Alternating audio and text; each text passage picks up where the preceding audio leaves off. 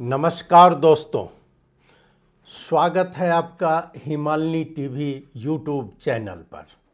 मैं हूं सच्चिदानंद मिश्र।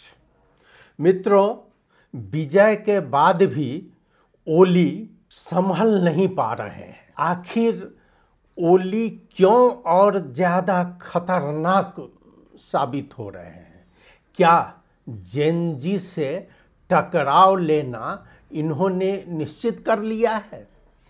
क्या उन्होंने खुले मंच से क्या कहा, ये माले को छुआ गया तो देश को ठप कर देंगे? क्या यही मर्यादित भाषा है? क्या यह लोकतंत्र की भाषा है? और क्या एक विजेता की भाषा ये है? या उन्होंने एक बड़े टकराव का ट्रेलर दिखाया है? आज हम इस वीडियो में बात करेंगे ओली के असली संदेश की, जेनजी आंदोलन से बढ़ते टकराव की, और नेपाल की राजनीति किस मोड़ पर खड़ी है, इसका मैं विश्लेषण करने जा रहा हूं। जी हाँ मित्रों, सवाल यह है कि ये माले अभी जिंदा है। ये माले 11वां महाधिवेशन, जीत के शोर में छिपा संकट और टूटी चुप्पी का राजनीतिक अर्थ। नेकपा ए माले का 11वां महाधिवेशन केवल नेतृत्व चयन की प्रक्रिया नहीं था, बल्कि यह पार्टी के भीतर पिछले एक दशक से जमा घुटन, भय और प्रश्नहीनता के खिलाफ एक आंशिक विस्फोट था। बाहर से देखने पर केपी शर्मा ओली की यह तीसरी जीत है, लेकिन भीतर से देखने पर यह उनकी नेतृत्व शैली को, वैधता और भविष्य पर लगा सबसे बड़ा प्रश्न चिन्ह दिखता है। ओली की जीत पुनर्स्थापना या अस्थायी राहत? आइए हम बात करते हैं। केपी शर्मा ओली तीसरी बार अध्यक्ष बने हैं, लेकिन यह जीत वैचारिक समर्थन से ज़्यादा संगठनात्मक नियंत्रण, सत्ता संसाधन और भय आधारित अनुशासन का परिणाम अधिक दिखती है। सवाल अब भी जीवित है, यह जीत राजनीतिक है या तकनीकी, वैध है या प्रबंधित? लेकिन यहीं पर ईश्वर पोखरेल की हार, वो हार कर भी उनका हाइट ऊंचा बढ़ता दिख रहा है। ईश्वर पोखरेल का अध्यक्ष पद पर खड़ा होना मात्र चुनावी प्रतिस्पर्धा नहीं था, बल्कि यह राजनीतिक साहस था। जब उन्होंने योजनाबद्ध तरीके से उनको नेतृत्व से बाहर निकालने का एक स्क्रिप्ट तैयार कर लिया गया था, उसको उन्होंने खुली चुनौती दी है। उन्होंने एक साफ संदेश दिया, ये माले भक्ति मार्ग की पार्टी नहीं है। संख्या में भले हार गए हैं ईश्वर पोखरेल, लेकिन राजनीति में उन्होंने यह स्थापित कर दिया है कि ओली विकल्पहीन नहीं है। यह उनकी, यानी कि ईश्वर पोखरेल की सबसे बड़ी जीत है। मित्रों, महाधिवेशन खत्म हो चुका है। केपी शर्मा ओली फिर से ये माले के अध्यक्ष बन चुके हैं, लेकिन सवाल ये नहीं है कि ओली जीते या नहीं। सवाल ये है कि जीत के बाद ओली इतने गुस्से में क्यों है?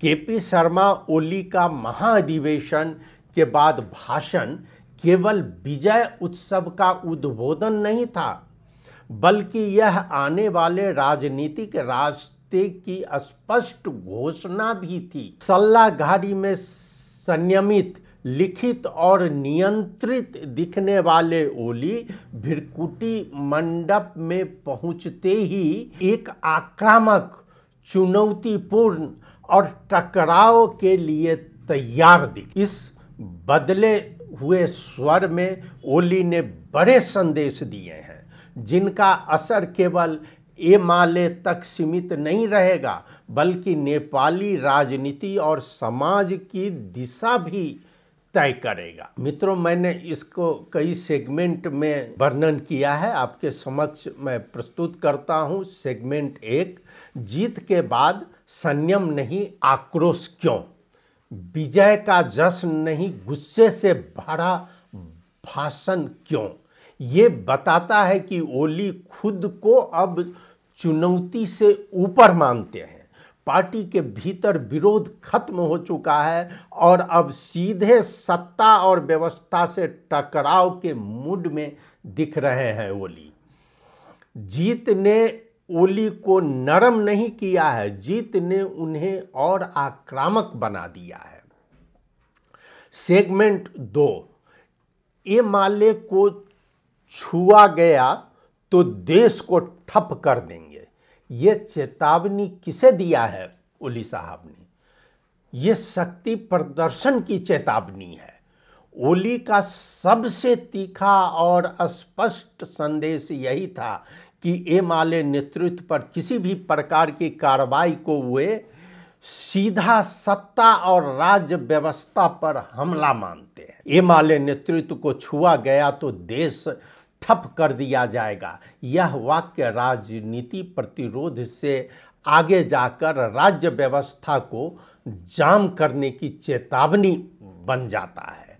इससे ओली यह दिखाना चाहते हैं कि उनके नेतृत्व को महाधिवेशन से पूर्ण वैधता और शक्ति मिली है। अब वे रक्षात्मक नहीं, वे आक्रामक मोड़ पर है। सरकार न्यायिक जांच और प्रशासनिक कदमों को वे राजनीतिक षड्यंत्र का रूप दे रहे हैं। यह संदेश समर्थकों के लिए संगठनात्मक अनुशासन और लामबंदी का आह्वान है, जबकि विरोधियों के लिए एक खुली धमकी। ओली का सबसे खतरनाक बयान यही था, एमाले नेतृत्व पर हाथ पड़ा तो देश ठप कर देंगे। ये सरकार गिरनी है। इसका मतलब साफ है, कानून से ऊपर पार्टी, जांच से ऊपर नेतृत्व और राज्य से ऊपर संगठन। ये सिर्फ सरकार को धमकी नहीं है, ये सिस्टम को चेतावनी है। यहाँ ओली अपने कार्यकर्ताओं से कह रहे हैं, तैयार रहो, आंदोलन होगा, सड़क पर उतरना होगा और तुमको लड़ना होगा। यह लोकतांत्रिक प्रतिरोध नहीं है, यह शक्ति प्रदर्शन की राजनीति है। सेगमेंट 3 में जेनजी आंदोलन संवाद नहीं, वहाँ टकराव देख रहे हैं। ये जेनजी आंदोलन से संवाद नहीं, अविश्वास वहाँ दिख रहा है। जेनजी के साथ टकराव की संभावना और ज़्यादा बढ़ रही है। अब आते हैं हम सबसे अहम मुद्दे पर, जहाँ देश को बड़ा हिस्सा इसे युवाओं की आवाज़ मान रहा है। वहीं ओली कहते हैं, ये जेनजी नहीं, भद्दा नाटक है, ये स्क्रिप्टेड ड्रामा है। इसका मतलब साफ है, ओली जेनजी से बात नहीं करेंगे, वे उनकी मांगों को नहीं मानेंगे और उन्हें राजनीतिक साजिश बताकर खारिज करेंगे। यही वो मोड़ है जहां एमाले और युवा पीढ़ी आमने सामने खड़ी दिखती है। यह टकराव खतरनाक है। हो सकता है कि ओली इसमें बहुत कुछ हद तक सही भी हो, लेकिन उनका प्रस्तुति जो है सो लोगों को भड़काने वाला है, लोगों में डरावना पैदा कर रहा है। ये ओली को ऐसा नहीं करना चाहिए। अब सेगमेंट 4 में षड्यंत्र की राजनीति, खुद को पीड़ित दिखाने की राजनीति, यानी कि वो दिखा रहे हैं कि खुद हम पीड़ित हैं, हर सवाल को साजिश बता रहे हैं और समर्थकों को भावनात्मक रूप से जोड़ना चाहते हैं। इससे दो फायदे होते हैं, कार्यकर्ता सवाल नहीं पूछते और हर विरोध देश विरोध बन जाता है। लेकिन सवाल ये है कि क्या हर जांच साजिश होती है या साजिश कह देना ही राजनीति बन चुकी है? ये बहुत बड़ा प्रश्न है। अब सेगमेंट 5 में शक्ति बनाम दूरदृष्टि, असली परीक्षा अब शुरू। ओली के पास आज संगठन है, ताकत है, कार्यकर्ता है, लेकिन उनके पास युवाओं का भरोसा, संवाद की भाषा, भविष्य की राजनीति की समझ बिल्कुल नहीं है। अगर जेनजी से टकराव बढ़ा, अगर हर सहमति को दुश्मनी माना गया, तो ये ताकत कल कमजोरी भी बन सकती है। ये ओली साहब को समझना पड़ेगा। पार्टी के भीतर अब कोई चुनौती स्वीकार नहीं है। महाधिवेशन के नतीजों ने ओली को पार्टी के अंदर निर्विवाद नेता बना दिया है। ईश्वर पोखरेल समूह की पराजय और असंतोष की आवाज़ों का हाशिए पर जाना यह संकेत है कि अब पार्टी के भीतर आंतरिक आलोचना की गुंजाइश सीमित हो गई है। मित्रों, स्पष्ट है कि केपी ओली समझौते और आत्मसमीक्षा के रास्ते पर नहीं, बल्कि शक्ति प्रदर्शन और टकराव की राजनीति के रास्ते पर आगे बढ़ रहे हैं। जेनजी आंदोलन को चुनौती के बजाय साजिश मानना यह संकेत देता है कि आने वाले दिनों में संवाद नहीं, संघर्ष की राजनीति तेज होगी। केपी शर्मा ओली जरा सा भी अपने को सॉफ्ट नहीं कर पा रहे हैं।